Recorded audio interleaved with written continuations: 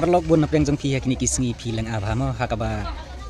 pila pek ya ki video baper ma bun napreng jong ki parlok jong pi kila yo content monetization re don ru napreng jong pi ki bompat yo content monetization re ko wei ko banga kwa ban ong happy ba wat nom lang a wat nom kuslai ba chisin ka sngi pin sayo ba ya ka content monetization en om don ko wei ru ka account ka bala dep ban pen kala profesional ka bom yo ya ka content monetization re baro kin yo ben bat kalong ru ka aka ka basngu tanat ban ya thu sepi ma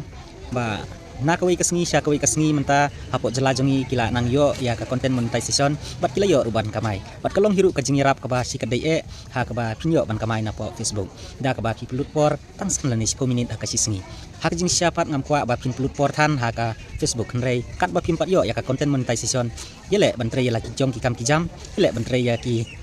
jing tre ki ba pi tre man la kasngi nrei kan long pat tang kumno ban pin long regular ban pin upload ya ki post ki jongpi kenang bat pinyo ya content monetization sisin kasngi man ngai ru ba pindon sibun kinong yaram om tang iwelane ar nrei wat ya kinong yarap ki jongpi ada pin tip ban set up ya kata ka content monetization pin sayo ba hadin pila yo pin sekemen nomor ba wat la kam dai kejimi ke bahe adu ta ma pinyo lah jar ne saw hajar sibnai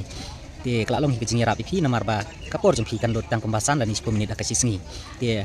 là đây lấy cũng kiwi ki zat bendri mas kiwi ki jela ki kamai ki lak ki kroro hak si benai na ka Facebook te ngi kamen scam bakat banang ki sngi ki parlok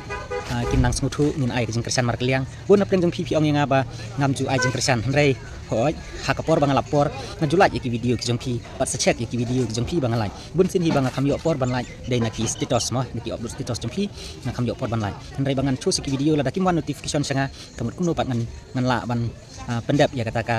jing kersan jongai pi te nganang yai kersan pi pat ma pi kumju kenang bangin long kum kiwi pat kijat benriu ki be im ha ka suk kesan ha ka yo ka kot kumju ku blai sibun ngin senang epek ya ki video bat ngin senang share ngin senang like mark liang